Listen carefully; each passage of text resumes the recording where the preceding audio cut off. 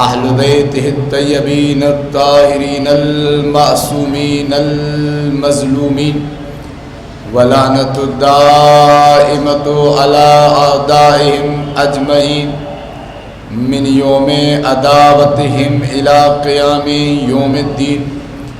اما بعد فقد قال الرحمن فی القرآن بسم اللہ الرحمن الرحیم قل جاء الحق وزهق الباطل ان الباطل كان زهوقا. السلام علی الحسین وعلی علی ابن الحسین وعلی اولاد الحسین وعلی اصحاب الحسین. درود پڑھیں محمد علی محمد کی ذات.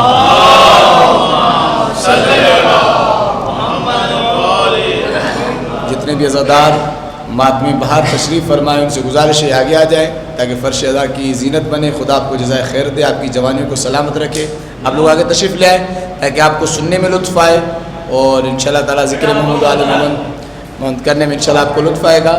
اور ہمیشہ کی طرح اللہ تعالیٰ آپ کو سلامت رکھے. جن کے لیے آنا مشکل ہے اللہ انہیں صحت دے, ان کے سے مخاطب نہیں ہے. بہرحال مولا آپ کی جوانیوں کو سلامت رکھے. درود پڑھیں محمد علی محمد کی ذات کو.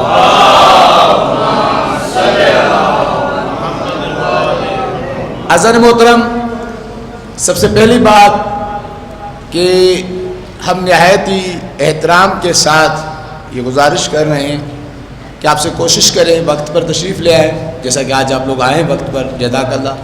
اصل مسئلہ یہ کہ نہ ہم اس سے پہلے آ سکتے ہیں, اس کے بعد ہمیں ایک جگہ اور خطاب کرنا ہے اور وہاں خطاب کرتے کرتے فارغ ہوتے 1 بج جاتا ہے, ورنہ اس کے بعد بھی ممکن نہیں ہے. وقت پر آئیں گے. محمد علی محمد کا ذکر ہے, یاد رکھیں ہم اس ذکر کے محتاج ہیں, یہ ذکر ہمارا محتاج نہیں. جب ہم نہیں تھے تب بھی یہ ذکر تھا اور جب نہیں ہوں گے تب بھی ہوگا. لیکن اگر ہم ذکر کریں گے تو یہ ہمارے لیے سعادت ہے. آپ کے سامنے عشرے کے لیے جس موضوع کا انتخاب کیا, خصائص ائمۃ الاطہار, کل آپ کے سامنے موضوع کا تعارف پیش کیا تھا. آج بات کو آگے بڑھاتے ہیں. ہمارے ائمہ کی پہلی خصوصیت یہ ہے کہ کبھی بھی کوئی شخص دنیا کا بڑے سے بڑا عالم یہ دعویٰ نہیں کر سکتا میں نے انہیں پڑھایا ہے.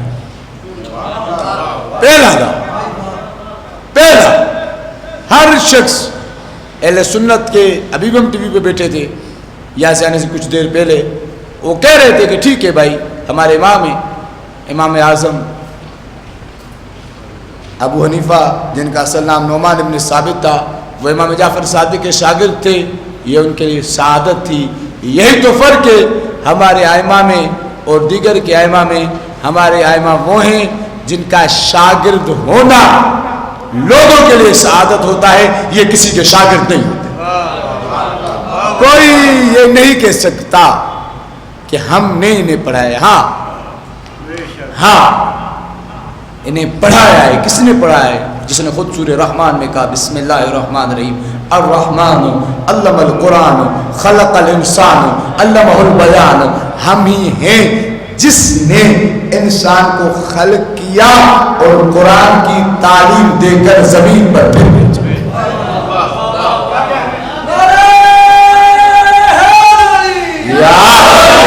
یہ ہمارے ائمہ ہیں جو علم سے ایسے سرشار ہو کے آتے ہیں اور آ کر اس زمین پر چل کر یہ دعویٰ کرتے ہیں سلونی سلونی قبل ان تفقدونی, جو چاہے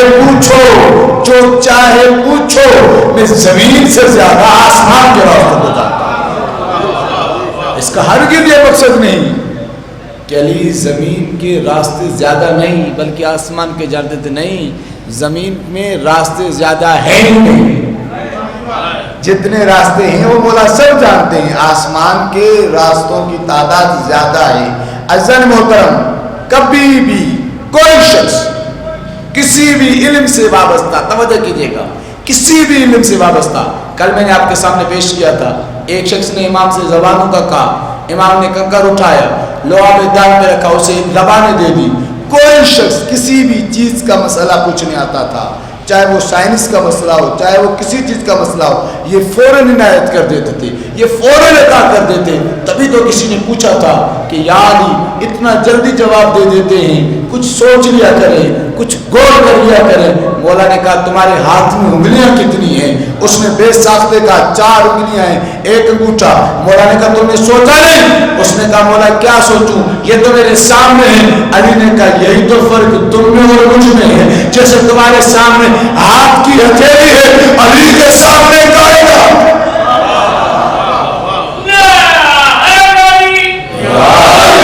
عزیزان محترم، یہ علم جو انہیں خدا نے دے کر بھیجا، اور کیا کہا قرآن میں خدا نے، هل يستوي الذين يعلمون والذين لا يعلمون، کیا وہ دونوں برابر ہو سکتے ہیں؟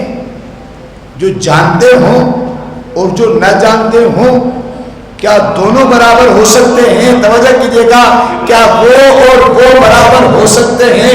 جن کے سینے میں علم کا سمندر ہو، اور وہ برابر ہو سکتے ہیں جو ہر سوال کے جواب میں کہتے ہیں مجھے نہیں آتا۔ امیر المومنین سے لے کر، توجہ کیجیے گا، جملے کا ذمہ دار درست کرو، امیر المومنین سے لے کر آخری حجت تک کبھی بھی ہمارے ائمہ میں سے کسی نے یہ کسی کے سوال کے جواب میں نہیں کہا کہ نہیں جانتا۔ ہمیشہ ہر کسی کے سوال کا جواب دیا، اور ہر کسی کو اس کے مذہب کے مطابق جواب دیا۔ عیسائیوں کو ان کی کتابوں میں سے جواب دیا، یہودیوں کو ان کی کتابوں میں سے جواب دیا۔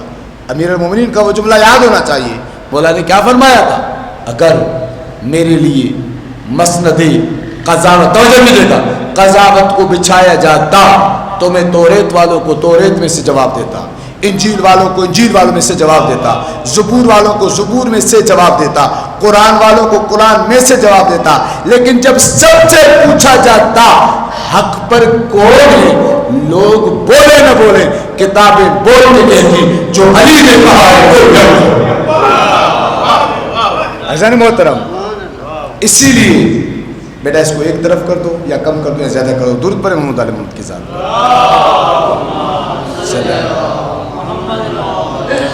بار دیکھا نعرہ الصلوات۔ تبھی امام حسین علیہ السلام جن کے غم میں آپ اور ہم رو رہے ہیں، توجہ کیجیے گا، جملے ہمارا موضوع علم سے شروع ہوا ہے۔ امام کی ایک خصوصیت علم ہے۔ جب امام چل رہے تھے کربلا کی طرف، لوگوں نے کیا کہا، آپ کو معلوم ہے آپ کہاں جا رہے ہیں؟ آپ کو معلوم ہے آپ کہاں جا رہے ہیں؟ آپ کو شہید کر دیا جائے گا۔ توجہ کیجیے گا جملے پر، آپ کو شہید کر دیا جائے گا، آپ کے ساتھ یہ ہو جائے گا، آپ کے ساتھ یہ ہو جائے گا۔ امام علیہ السلام نے اس وقت ایک جملہ کہا تھا جو امام کے علم کی مظہر ہونے کی دلیل تھی۔ امام نے کہا کیا میں تمہیں وہ خاک دکھاؤں جس پر میرا خون گرے گا؟ کیا میں تمہیں وہ جگہ دکھاؤں جہاں پر مجھے شہید کیا جائے گا؟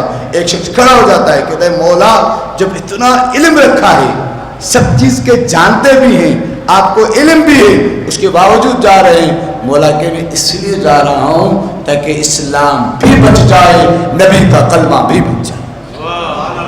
پہلی خصوصیت ائمۃ الاطہار کی کہ کبھی بھی انہوں نے علم کسی سے حاصل نہیں کیا، بڑے بڑے لوگوں نے ان سے علم حاصل کیا۔ ایک سوال ہے چھوٹا سا، اس کے بعد بات کو آگے بڑھا دیں۔ آخر ان کے پاس اتنا علم تھا، توجہ کیجیے گا جملے پہ، بہت اہم مطلب کی طرف اشارہ کر رہا ہوں۔ اتنا علم تھا کہ خداوند عالم نے ان کے لیے کہا فَاسْأَلُوا أَهْلَ الذِّكْرِ إِن كُنتُمْ لَا تَعْلَمُونَ، جو تم نہیں جانتے، جو تم نہیں جانتے تم ان سے پوچھو۔ مطلب خدا نے ان کو علم کل دیا تھا، یہ تھوڑی کہہ رہا ہے کہ جو یہ جانتے ہیں وہ پوچھو، نہیں، جو تم نہیں جانتے وہ ان سے پوچھو، یہ تمہیں جواب دیں گے۔ آخر کیا وجہ ہے کہ لوگوں نے وہ علم لیا نہیں، توجہ کیجیے گا، یا لے نہیں سکے جو وہ دینا چاہتے تھے. دیکھیں یہاں پہ آپ کو روک رہا ہوں، وہ سب کو علم دینے آئے تھے، ان کی عطا میں کوئی کمی نہیں تھی، ان کے پاس کسی بھی قسم کی کوئی بھی علم کی کوتاہی کی کوئی گنجائش نہیں تھی. وہ سب کو سلمان بنانا چاہتے تھے، وہ سب کو ابو ذر بنانا چاہتے تھے، وہ سب کو محمد ابن مسلم بنانا چاہتے تھے، وہ سب کو زرارہ ابن عامر بنانا چاہتے تھے، وہ سب کو ہور بنانے آئے تھے. یہ لوگوں کے ظرف میں یہ گنجائش نہیں تھی کہ ان کے علم کو اٹھا سکے. ان کا علم کتنا ہے، اگر کسی کو عطا ہو جائے، میں بس مثال دے کے گزر جاؤں گا، رکوں گا نہیں.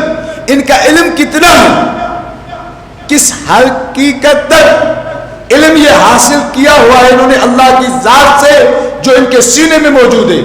توجہ کیجیے گا جملے پہ، ان کے پاس اتنا علم ہے اگر ان کی گھر کی کنیز جناب فضہ علم کو حاصل کر لے، جو بھی سوال کیا جائے جواب قرآن سے دیتی ہے. جس کے گھر کی عورتیں نہیں بلکہ کنیز جواب قرآن سے دے، وہ علم کتنا دینے کے لیے آئے تھے.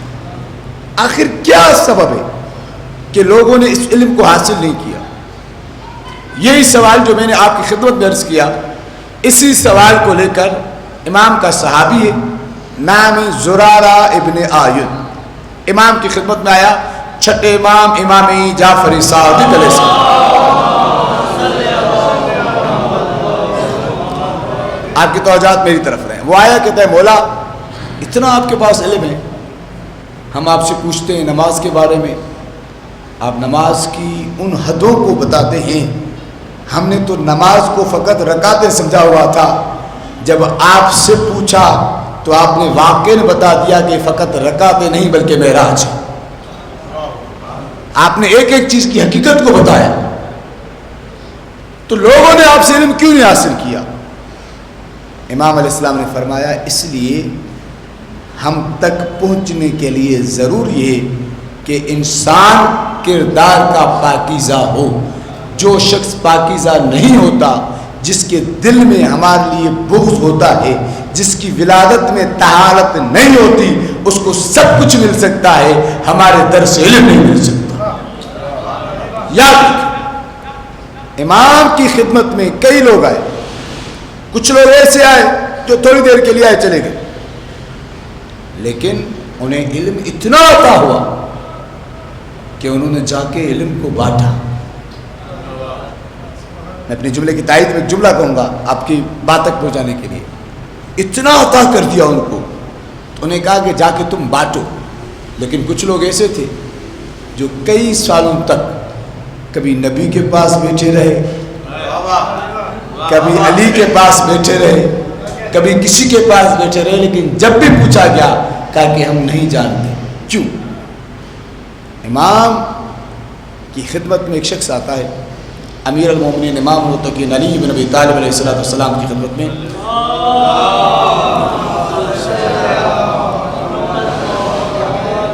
پانچویں امام نے فرمایا دنیا کا کنجوس ترین شخص وہ ہے جو ہم پہ درود پڑھنے میں بھی کنجوسی کرتا ہے.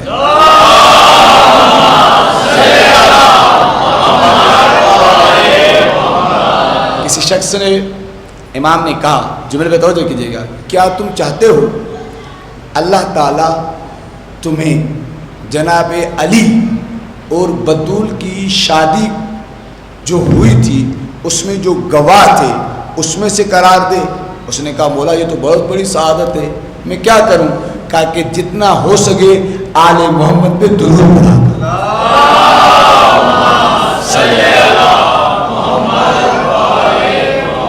بولا کہ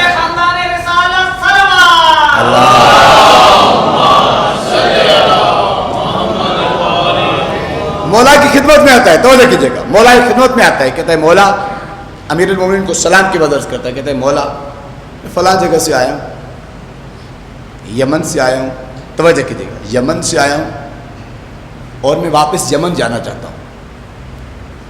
توجہ کیجیے گا, اتنی دیر کے لیے میں نے آپ کے بارے میں سنا, آپ کی زیارت کی, واقعاً جو آپ سے صفات سنی تھیں آپ کی وہ آپ نے دیکھی.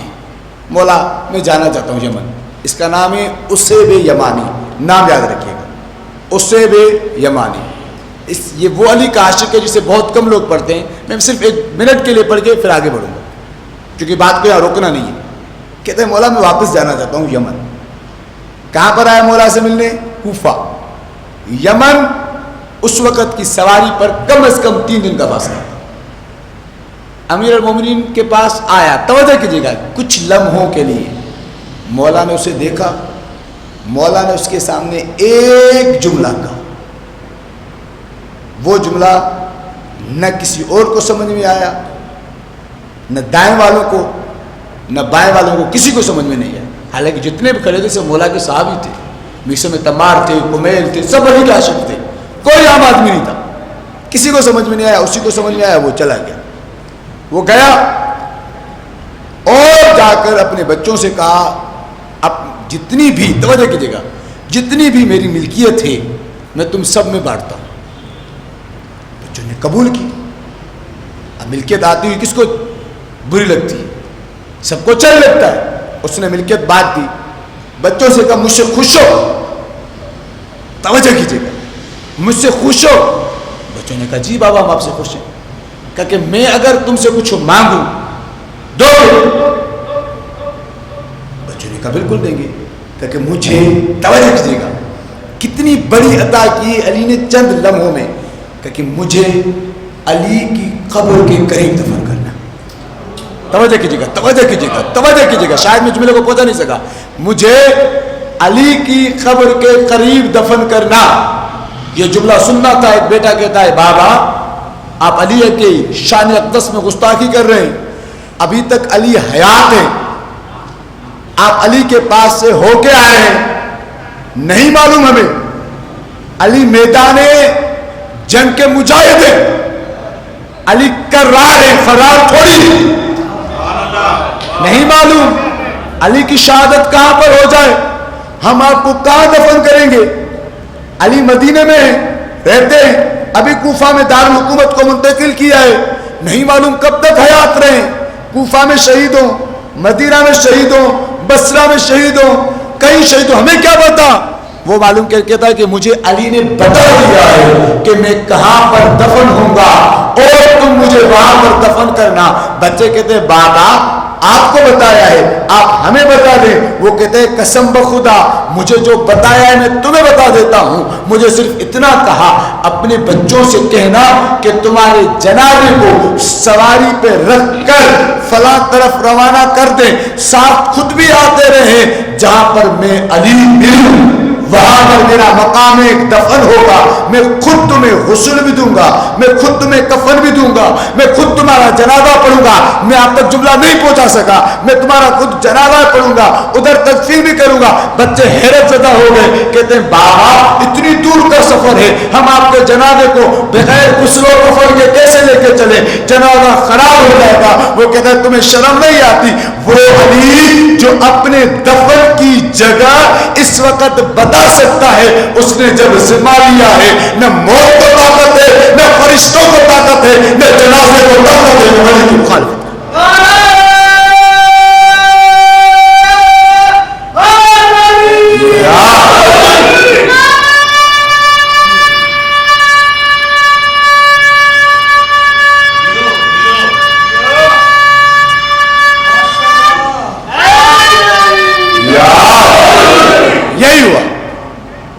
اسی شخص کا انتقال ہوا, وہ لے کے چلے مولا کے روزے سے قریب تک علی کے ہاتھوں دفن ہونے والا یہ پہلا شخص ہے. آج بھی اس کی قبر موجود ہے, مقبرہ موجود ہے, جسے صافی صفا کہا جاتا ہے, سین فاطمیہ کے ساتھ. یعنی علی کی عطا اتنی تھی کہ چند لمحوں میں اسے جملے بتا دیکھیے گا اتنی عطا کر دی کہ قیامت تک اپنے قریب کر دیا اور اپنی اجازت سے قریب کیا, زبردستی نہیں. زبردستی دفن ہونا اور ہے، اجازت کے ساتھ دفن ہونا اور ہے. نہیں معلوم آتا رہتے. علی نے اجازت دے کے دفنوا دیا اور خود دفنایا، کیونکہ اگر اجازت سے دفن ہوتے ہیں تو وہ قبر ہوتی ہے، زبردستی دفن ہوتے ہیں تو وہ قبضہ ہوتا ہے. اور جب وارث آتے ہیں کتنا بھی قبضہ پرانا ہو وہ چھوڑنا نہ جانتے ہیں. یاد رکھیں، پہلی صفت، پہلی خصوصیت اہل بیت کی اور ائمہ کی کیا ہے؟ علم. ایک جملہ جوانوں سے کہوں اور بات کو پھر آگے بڑھاؤں. جن کے ائمہ کی پہلی صفت علم ہے تو ان کے ماننے والے جاہل نہیں ہونے چاہیے. ان کے ماننے والے جاہل نہیں ہونے چاہیے. ان کے ماننے والوں کو اپنے بچوں کو تعلیم دینی چاہیے. ایک مرتبہ درود پڑھنا ہوتا ہے.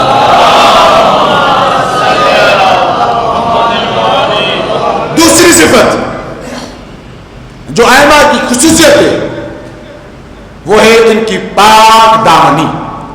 خدا کی قسم یہ خصوصیت بیان کر کے میں مسائل پہ چلا جاؤں گا، آپ کی مرضی ہے جیسے لطف لے. ان کی دوسری خصوصیت ان کی پاک دامنی. علی کی مظلومیت کتنے سال کی؟ رسول کے بعد سے لے کر ظاہری حکومت تک کتنے سال کی؟ تقریباً 25 برس، 25 ایئر. اس 25 برس میں علی کو سب کچھ کہا، لیکن دشمن بھی آپس میں بیٹھ کے کہتے تھے جیسا پاک دامن علی ہے ویسا کوئی نہیں. جس کی گواہی دشمن بھی دیتے تھے اسے علی کہتے. اور فقط علی ہی نہیں، خدا کے عالم میں توجہ کی جگہ میری طرف آپ کی توجہ ہے. پاک دامنی کا قرآن میں ایک قصہ بیان کیا ہے. کس کا قصہ ہے پاک دامنی کا؟ جناب یوسف کا. پاک دامنی کا قصہ ہے نا، یہ جناب یوسف کی پاک دامنی ہے. میرا موضوع کیا ہے؟ ائمہ کی پاک دامنی.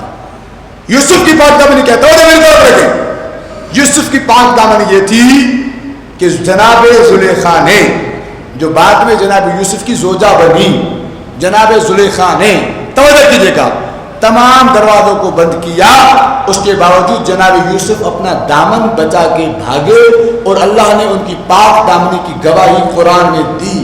یہ ہے اللہ کے نبی جناب یوسف کی پاک دامنی.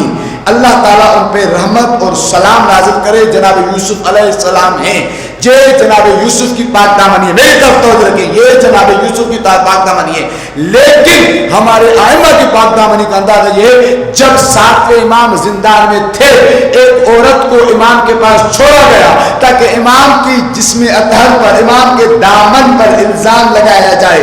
جب صبح ہوئی اس عورت کو دیکھا گیا، وہ عورت سجدے میں تھی اور کہہ رہی تھی سبحان قدوس سبحان قدوس سبحان ربی الاعلی و بحمدہ سبحان ربی العظیم و بحمدہ. لوگوں نے کہا اے عورت، ہم نے تمہیں موسیٰ کاظم پر الزام کے لیے بھیجا تھا، تو خود سجدے میں پڑی ہے. اس نے کہا میں کیا کروں جس کے پاس تم نے بھیجا تھا.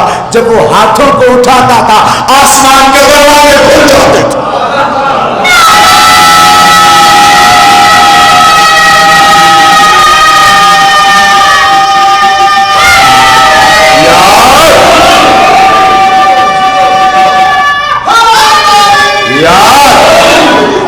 جب تم جس کے پاس مجھے بھیجا تھا، جب وہ ستاروں کو دیکھتا تھا اس کی نظروں سے ستارے اپنی جگہوں کو چھوڑ دیتے تھے.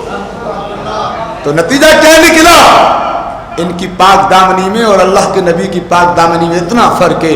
اللہ کے نبی اپنا دامن بچا لیتے ہیں، یہ وہ ہیں جن کی پاک دامنی کو دیکھ کر گناہگار بھی سجدے میں گر جاتے. ان کی پاک دامنی، ان کی پاک دامنی کی گواہ ایک ایک کائنات کا ذرہ ہے.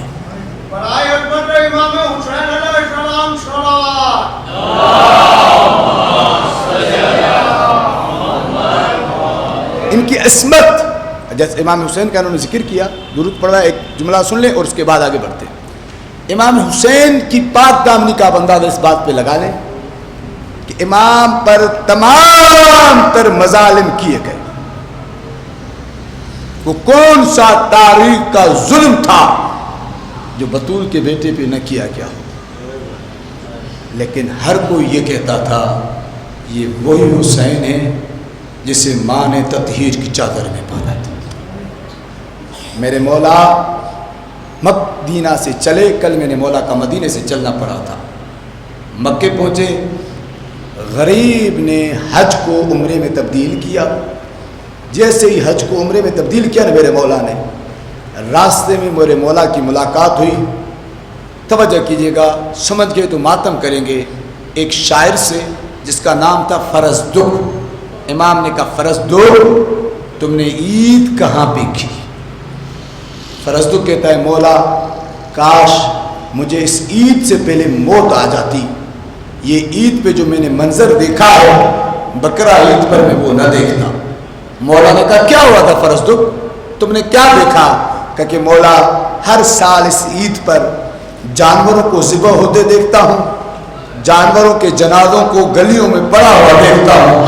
مولا اس عید کو میں کوفے میں تھا, میں نے عید کے دن کوفے میں ایسا جنازہ دیکھا جس جنازے پہ سر موجود نہ تھا, جس جنازے کے جسم میں رسیاں ڈالی ہوئی تھی, جس جنازے کو بچے کوفے کی گلیوں میں گھسیٹ رہے تھے. کہتا ہے میں روتا ہوا گیا کہ کسی غلام کا جنازہ ہے, یہ کس کا جنازہ ہے؟ لوگوں نے کہا فرزدق یہ حسین کے صفیر مسلم ابن عقیل کا ہے. جیسے ہی مولا نے جناب مسلم کی شہادت کی خبر سنی, میرے مولا زمین پر بیٹھے رو کے کہتے انا للہ و انا الیہ راجعون. رونے والوں, مولا نے کہا میری بھانجی کو جناب مسلم کی بیٹی کو بلایا جائے. جیسے ہی جناب مسلم کی بیٹی کو بلایا گیا, مولا نے جناب حمیدہ بنت مسلم بن عقیل کو اپنی آغوش میں بٹھایا, ان کے بالوں میں ہاتھوں کو پھیرا, سر پہ ہاتھ پھیر کر مولا کو کہتے بھانجی آج سے میں تیرا بابا ہوں, آج سے اپنے بابا کی کمی محسوس نہ کرنا. اسے نئی چادر پہنائی, یہ چادر پہنا کر مولا نے کہا میں تیرا بابا ہوں. اس منظر کو جناب سکینہ میں بھی دیکھا. جناب حمیدہ کہتے ماموں کیا میں یتیم ہو گئی ہوں؟ مولا نے کہا بیٹی تو یتیم ہو گئی. جناب سکینہ سمجھ گئی جب کوئی بچی یتیم ہوتی ہے نا اسے نئی چادر پہنائی جاتی ہے, اسے نئے گوہر پہنائے جاتے ہیں, اس کے ہاتھ پر شربت سے سر پہ ہاتھ پہ آ جاتا ہے. میں کہتا ہوں بیوی یہ مسلم کی بیٹی کا تصویر کہ اسے حسین نے پیار کیا, لیکن بیوی جب آپ یتیم ہوگی کوئی پیار نہیں کرے گا, کوئی کانوں سے گوہر نوچے گا, کوئی تماچا مارے گا. سکینہ پکار کے کہے گی کاش میرا چچا حاضر. رونے والوں امام حسین آگے بڑھے, آگے بڑھے. امام حسین کی لجا میں فرس پر ہر کا ہاتھ آیا. امام نے ہر سے ایک جملہ کہا, معلوم ہے کیا؟ مولا کا ہر تیری ماں تیرے غم میں بیٹھے. رونے والوں ہر نے ایک جملہ کہا, ایسا جملہ کہا جو ہر کی بخشش کا سبب بن گیا. آئے اللہ سے کہ اللہ اس کے صدقے میں ہماری بخشش فرما. معلوم ہے ہر نے کیا کہا؟ ہر نے کہا آقا آپ نے مجھے وہ جملہ کہا ہے, اگر کوئی اور کہتا میں اسے جواب دیتا, لیکن مولا آپ کی ماں فاطمہ زہرا ہے اس لیے کچھ بھی نہیں کہہ رہا. مولا کی سواری رکی, مولا نے سواری بدلی, سواریاں بدلتے رہے, سواری آگے نہ بڑھی. مولا نے کہا یہ کون سی جگہ ہے؟ لوگوں نے کہا اسے نینوا کہتے ہیں. امام نے کہا اس کا کوئی اور نام, کیسے ماریا کہتے ہیں. امام نے کہا اس کا کوئی اور نام, کیسے شد الفرات کہتے ہیں. امام نام پوچھتے جاتے تھے, لوگ نام بتاتے رہے. بطول کے بیٹے نے کہا مجھے چھپاؤ نہیں, اس کا اصلی نام کیا ہے؟ ایک بزرگ نے رو کر کہا نبی کے بیٹے اسے کربلا کہتے ہیں. جیسے سنا کربلا رو کے کہتے ہائے ہائے اکبر, ہائے ہائے اصغر.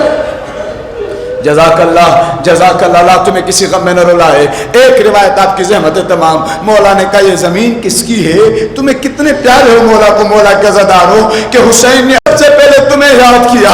मौला ने कहा ज़मीन किसकी है? बताया गया ये ज़मीन बनु असद के लोगों की है। बनु असद के लोग जब आए, मौला ने कहा ये ज़मीन मुझे बेचो। उसने कहा, उन्होंने कहा मौला ज़मीन ऐसे ले ले। मौला ने कहा नहीं मैं खरीदूंगा। मौला ने अकबर की जागीर को खरीदा, फिर उन्हें वापस कर दिया। कहा मैंने तुम्हें वापस की, ये पैसे मेरे को, ज़मीन भी लो, बस मुझे गरीब के 3 काम करना। कहा क्या? कहा पहला काम ये, मैं इस जगह पे मारा जाऊंगा, मेरी कब्र पे बना देना, आना मेरे जिस्म पे मट्टी डालना, मेरी कब्र बना देना। कहा कि मौला दूसरा, मौला ने कहा कोई मेरा शिया यहाँ पर आ जाए, वो जब रोता हुआ तुमसे पूछे मेरा मौला क्या मारा गया था, उसे मेरी कब्र का निशान बता देना। कहा मौला तीसरा, खुदा की कसम तेरी रिवायत पढ़ना ऐसा दिल फटता है कि गरीब को अकबर से ज्यादा फिक्र अपने शियों की थी। गरीब के नजर मेरा जायज है ना, उसे खाली न छोड़ना, उसे 3 दिन तक मेहमान रखना। और उसे बताना जिसने तुझे मेहमान रखवाया है वो खुद 3 दिन का पैसा। हाँ ज़ादारो, करबला में पहुंचे। आखिरी जुमले आपकी ज़हमत तमाम। मौला करबला की जमीन पे चलते जाते हैं। एक शख्स है जो मौला के साथ है, उस शख्स का नाम बताऊं? उसका नाम अब्बास है। अब्बास कहते हैं आका बताओ ये करबला क्या होगी, यहाँ में क्या होगा? मौला ने कहा अब्बास ये करबला ये इधर मेरा अकबर मारा जाएगा, इधर मेरा असगर मारा जाएगा, इधर मेरा बेटा असगर मारा जाएगा। जब मैंने असगर का नाम लिया, मौला अब्बास चलाओ में आकर कहते आका क्या ये लोग खेमों तक में पहुंच जाएंगे, फिर मैं कहाँ पे होगा? मौला देख के कहते अब्बास पहले तू ही से अमीर बन जाएगा, फिर मुझे मारा जाएगा। कहा कि आका फिर क्या होगा? मौला ने कहा अब्बास फिर ज़ैनब की चादर लूट ली जाए। अल्लाह लअनतुल्लाह अला कौम ज़ालिम।